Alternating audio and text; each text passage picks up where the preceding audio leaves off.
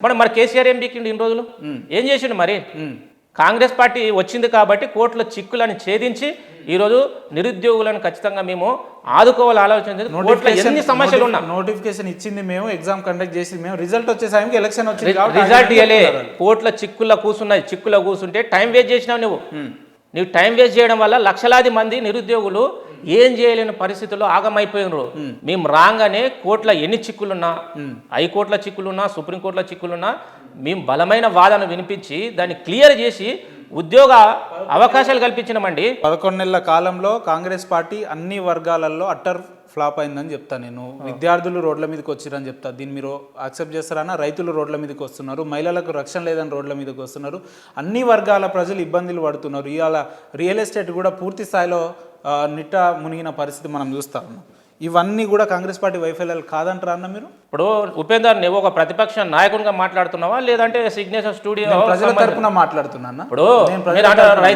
రైతులు సంతోషంగా లేరు అంటున్నారు చూపి రైతులకు సంబంధించిన సన్న బియ్యం ఇప్పుడు 500 బోనస్ ఇస్తున్నామండి రైతు భరోసా ఆల్రెడీ 500 బోనస్ సంగతి పక్కన పెడితే రైతు భరోసా ఆల్రెడీ ఐకేపీ సెంటర్లలో వడ్లు గంటలేరన్నా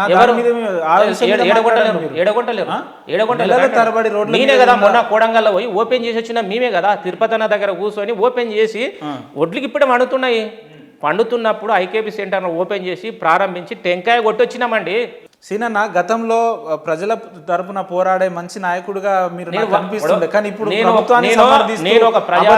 అబద్ధాన్ని సమర్థిస్తున్నారు అబద్ధం కాదు అబద్ధాన్ని కాదు 100% ఎక్కడ ఇప్పుడు ఒక 1 year టైం ఇవ్వాలి ఇంకా 1 year అంటే ఇది 11th నడుస్తుంది ఇంకా రేపు ఒక 1 year తర్వాత 2 ఏళ్ల తర్వాత ప్రభుత్వం ఒకవేళ సరైన మార్గంలో తన యొక్క దిశని ఇప్పుడే చిన్న అడుగులు వేసింది 2 ఏళ్ల తర్వాత ఈ క్వశ్చన్స్ అడిగితే వీటికి పూర్తి సమాచారం వస్తాయి ఇప్పుడు ఇంప్లిమెంట్ చేసినాం ఇప్పుడు బోనస్ ఇస్తున్నాము రైతు భరోసా 7,000 కోట్లు ఏదైతే వ్యవసాయ శాఖ మంత్రి గారు ఈ డిసెంబర్ లోపు మొత్తం కంప్లీట్ చేస్తామంటున్నారు ఖజానా ఖాళీ చేసింది కేసీఆర్ గారు పరిపాలించిన 10 ఏళ్ల కాలంలో సుమారు 7 లక్షల కోట్ల అప్పు చేసారు ముఖ్యమంత్రి దివాలా తీసిన రాష్ట్రాన్ని అని అన్నారు కదా ఇప్పుడు సంవత్సర కాలంగా రేవంత్ రెడ్డి గారు ఎన్ని వేల కోట్ల అప్పు చేసిందన్న అది రాష్ట్ర ప్రజలకు తెలియదా ఇప్పుడు ఎక్కడ నుండి ఇప్పుడు రేవంత్ అన్న కానీ ఇప్పుడు మంత్రి మండలి కానీ వాళ్ళ జేబులకి వెళ్ళి ఇయ్యరు కదా ప్రజల సొమ్మే అంతే కదా ప్రజల సొమ్ము ఇచ్చేటప్పుడు ఏంటంటే ఖాళీ బిందె ఉంది ఇప్పుడు ఎన్ని కేసీఆర్ గారు అప్పు చేసినా కూడా కేసీఆర్ వ్యక్తిగత స్వార్థం కోసం అయితే చేయలే కదా రాష్ట్ర ప్రయోజనాల కోసం ఇప్పుడు రేవంత్ రెడ్డి గారు ఏమైనా వ్యక్తిగత ప్రయోజనాలకు చేస్తున్నాడా ఈరోజు కరెక్ట్ ఫస్ట్ తారీఖే ప్రభుత్వ ఉద్యోగులకు జీతాలు ఇస్తున్నాడు ఎక్కడెక్కడ సమస్య ఉన్నా ఏ సమస్య ఉన్నా దాదాపు అన్నిటినీ తన యొక్క భుజాల మీద వేసుకొని ఇక ప్రభుత్వాలు అప్పులు సాధారణంగా చేయాల్సిందే ముఖ్యంగా మన తెలంగాణలో 7 లక్షల కోట్ల అప్పు ఉందంటే ఈ ప్రభుత్వం చేయలే ఇంతకుముందు గత ప్రభుత్వం చేసింది వాటికి మిత్తులు కట్టాలి మళ్ళీ ప్రభుత్వం నడవాలి ఒక్కరోజు ప్రభుత్వం అంటే లక్షల కోట్లు కావాలి మళ్ళీ ఇవన్నీ ఎక్కడి నుండి వస్తాయి దాన్ని బేసిక్ చేసుకొని ఆర్థికవేత్తతో కూర్చొని ఎట్లా నడవాలి రాష్ట్రం దివాలా చేసిన రాష్ట్రాన్ని ఇప్పుడు ఒక్కొక్క అడుగు పైకి తీసుకుపోతున్నాడు 2 ఏళ్ల తర్వాత ఈ మాట మాట్లాడు పరిపాలన దక్షత ఉంది ఒక ఉద్యమకారునిగా గత 10 ఏళ్ళకెళ్ళి ముఖ్యమంత్రి గారికి సంవత్సర కాలం మేము సమయం ఇచ్చినాం వాళ్ళు ఇచ్చిన హామీలు ఏవి నెరవేర్చలేదు మేము పాదయాత్ర చేసి ప్రజల్లోకి వెళ్తామని చెప్పి అటు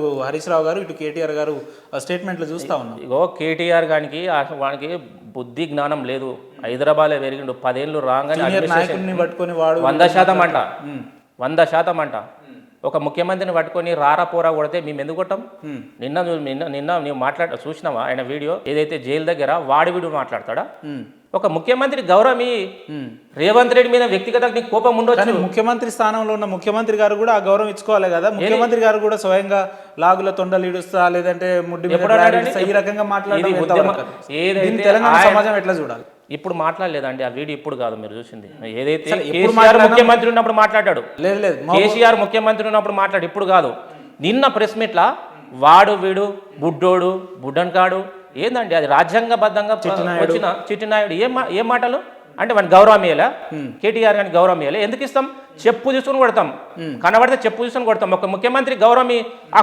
కుర్చీకి గౌరవం ఇయ్యాలి కదా నువ్వు కనీసం ఆయన వ్యక్తిగతంగా సరే నీవు ఆయనకున్న వ్యక్తిగత కారణాలు పక్కకెట్టిన ఆ ముఖ్యమంత్రి అనే సీటు గౌరవం ఇవ్వాలి కదా. వాడు వీడంటే మా ముఖ్యమంత్రి సైలెంట్గా ఉండొచ్చు కానీ మేము ఉండం. ఎందుకంటే ఆయనను అభిమానించే నాయకులుగా మేము ఖచ్చితంగా ఆయన క్యారెక్టర్ తెలిసి ఈరోజు 10 ఏళ్ళు తన అరాచక పాలనపై అడ్మినిస్ట్రేషన్ చేసి ఈరోజు ప్రజలకు ఏదో మేలు చేయాలని ఆలోచన చేసినప్పుడు వాడు వీడంటే ఖచ్చితంగా మేము అంతకన్నా రెట్టింపు మాట్లాడతాం. ఎందుకన్నా కేటీఆర్ గారి పేరు చెప్పగానే ఏదో పూనకం పూనకం మాట్లాడుతున్నారు. అట్లా పూనకం అంటే ప్రభుత్వం మీద తెల్లారి లేస్తే ప్రభుత్వం మీద అనేక రకాల విషయం జిమ్ముతున్నాడు. రేవంత్ రెడ్డి కుటుంబం వాళ్ళు ఏదో ఇప్పుడు వాళ్ళ కుటుంబము ఒక ఆయన అమెరికాలో ఉంటాడు, ఇంకో ఆయన బిజినెస్ చేసుకుంటాడు.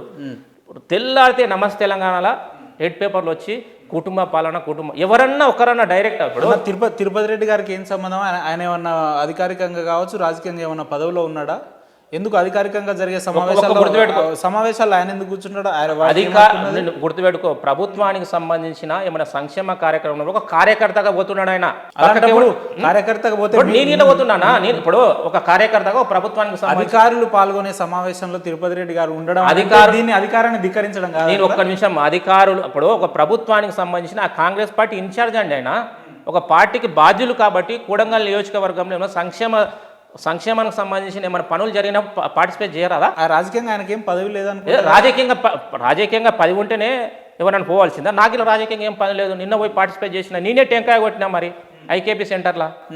అంటే ఇప్పుడు రేవంత్ రెడ్డి తమ్ముడు కొట్టింది కాబట్టి వేరే కనబడుతుంది. మీ నియోజకవర్గం అభ్యర్థి అని చెప్పి మీరు ఇష్టారహితంగా ప్రవర్తిస్తారా? ఇప్పుడు నేను ఏమంటున్నాను, అక్కడ లోకల్ ఇన్ఛార్జ్ అన్నదా, ఇన్ఛార్జ్గా ఉండి ఒక కార్యక్రమం జరిగినప్పుడు పార్టిసిపేట్ చేస్తే ఇంతగానం ప్రాధాన్యత ఏంది? అట్లా అనుకుంటే ఈ సంతోష్ అనే వ్యక్తి ఎక్కడుండే ఆయన కాలొత్తుతుండే కదా. ఇదే తిరుపతి రెడ్డి గారు నిన్ననే మాట్లాడిన ప్రెస్ మీట్ లో 600 అయినా మేము ఫార్మా తీసుకొస్తాం కొడంగల్కి, ఎవడడ్డొస్తాడో చూస్తామని చెప్పి బాహటంగా మాట్లాడుతున్నారు. 600 అయినా అనలేదు, 600 అయినా కాదు, ప్రజలను ఒప్పిస్తాం. వెనక ఉన్నా, నేను ఇట్లా వెనకన కూర్చున్నా, అన్న పక్కకున్నా, ప్రజలను ఒప్పిస్తాం, వాళ్ళ సమస్యలను తీరుస్తాం, వాళ్ళ అభిప్రాయం ప్రకారం ముందుకు పోతాం అన్నాడు. కానీ తొక్కుతాము నమస్తే తెలంగాణ పెద్ద హెడ్లైన్ వేసిండు, తొక్కుకుంటూ వెళ్తామంట. మీలాక తొక్కుకుంటూ వెళ్ళే సంస్కృతి మాది కాదు. తిరుపతి రెడ్డి అనే వ్యక్తికి దాదాపు ఒక 35-40 ఏళ్ళ రాజకీయ అనుభవం ఉండి ఇట్లా కేవలం తమ్మునికి ఇచ్చిన మాట ప్రకారమే ఈరోజు ఆయన అనుకుంటే పార్లమెంట్ సభ్యుడు కావచ్చు. సీనా ఈరోజు మీ ఇంటర్వ్యూ పిలిచే ముందు మీ స్థానిక ఒక ఓటర్కి ఫోన్ చేసిన, ఫోన్ చేసి ఇట్లా మీ స్థానిక నాయకులు రెడ్డి శ్రీనివాస్ గారి ఇంటర్వ్యూ ఉంది, మరి ఏంది పరిస్థితి అక్కడ స్థానిక పరిస్థితులు ఏందని అంటే వారు ఒక మాట అన్నారు. ఓటర్ వారి పేరు నేను చెప్పలేను, కానీ ఈ ప్రాంతం లేదా ఈ ప్రాంత ప్రజల్ని తప్పుదోవ పట్టిస్తున్నదే, ఇక్కడ ముఖ్యమంత్రి గారిని కూడా తప్పుదోవ పట్టిస్తున్నదే ఏకైక వ్యక్తి తిరుపతి రెడ్డి గారు అని చెప్పి అక్కడ స్థానికులు మాట్లాడుతున్నారు. దీన్ని మీరు ఎట్లా చూస్తారు? ఇప్పుడు తప్పుదో పట్టిస్తుండ్రు అంటే ఇప్పుడు ఎట్లా తప్పుదో పట్టిస్తున్నాడు? సమస్యలు చెప్పుకునే రైతులని మ్యాన్ హ్యాండ్లింగ్ చేయడం, అది దాన్ని ఎట్లా కరెక్ట్ అంటారా? లేదంటే ఫార్మా కంపెనీలో రావాలి, ఈ కంపెనీ ఇక్కడికి రావాలని చెప్పి ముఖ్యమంత్రి గారు సలహాలు ఇచ్చేదే వారని చెప్పి, లేదంటే ఇక్కడ అధికారులను చక్కగా మీరు చెప్పిన ఇంటెలిజెన్స్ వ్యవస్థ నష్టపోవడానికి ఆయననే కారణం అని చెప్పి, ముఖ్యమంత్రి సోదరుని అని చెప్పి ఈ రకంగా ప్రవర్తించడం కరెక్ట్? సమాజం ఎట్లా చూస్తారు? తిరుపతి రెడ్డి అనే వ్యక్తి ఎందుకంటే ఓన్లీ కాంగ్రెస్ పార్టీకి సంబంధించిన 10 ఏళ్ళు మా కోసం కష్టకాలాలు ఉన్నారు కాబట్టి వాళ్ళ యొక్క బాధలు వినడానికి, వాళ్ళకి మన చిన్న చిన్న సమస్యలు ఉంటాయి. చాలామంది కాన్స్టిట్యూన్సీకి సంబంధించిన తన కోసం కష్టపడిన వ్యక్తుల కోసం, ఎందుకంటే ఒక నియోజకవర్గ బాధ్యునిగా ఖచ్చితంగా అక్కడ ఎందుకంటే కష్ట సుఖాల్లో ఉండాలి, ప్రజలకు అందుబాటులో ఉండాలి. ఆ సందర్భంలో రకరకాల వ్యక్తులు వస్తారు. కొందరు కావాలని, ఏదైతే మీరు కావాలని ఇప్పుడు ఒక వ్యక్తితో నువ్వు మాట్లాడుతున్నా వీడియో చూసి వ్యక్తిని బ్లేమ్ చేయాలన్నప్పుడు సమస్య మాట్లాడాలి, కానీ వీడియో చూసి యూట్యూబ్లో పెట్టి ఏదో మొత్తం జరుగుతుంది అన్నప్పుడు మాట్లాడకుండా ఎవరు ఉంటారు? నేను బ్లేమ్ చేయాలనుకున్నప్పుడు నువ్వు ఆత్మరక్షణ ద్వారా నీకు ఉంటుంది కదా. కావాల్సి సమస్య వచ్చినోడు వేరే ఉంటాడు, నిజంగా సమస్య మీద వచ్చినోడు వాడు వేరే ఉంటాడు, చెప్పింది తింటాడు, సమస్య పని చేసుకొని పోతాడు. నువ్వు ప్రతిదీ వీడియో చూసి రెచ్చగొట్టి వీడియో మొత్తం అంతా కేటీఆర్ ఏదైతే అక్కడ ఉన్న మాజీ ఎమ్మెల్యే నాయకత్వంలో పనిచేస్తుందంటే మీకు ఇట్లా రాజకీయాలు చేస్తున్నారు. వాళ్ళు ఇట్లా 40 ఏళ్ళకి రాజకీయాలు చేస్తున్నారు కాబట్టి ఎవడేందో తెలుసు. జెన్యున్ వ్యక్తి చాలామంది టీఆర్ఎస్ సీట్లు వచ్చిండ్రు, పనులు చేసుకొని పోయినరు. ఇప్పుడు కేవలం ఆయన చేతులు నడుస్తుందంటే ఆయన ఒక కాంగ్రెస్ పార్టీ ఇన్ఛార్జు, ప్రభుత్వానికి సంబంధించిన నిర్ణయాలు ఆయన తీసుకోలేడు. ప్రభుత్వానికి సంబంధించిన కార్యక్రమాలు జరిగినప్పుడు అందులో భాగస్వాములు అవుతారు. ఒక ఇన్ఛార్జ్గా కాంగ్రెస్ పార్టీ నాయకునిగా మాకందరికీ నాయకత్వం వహిస్తున్నాడు కాబట్టి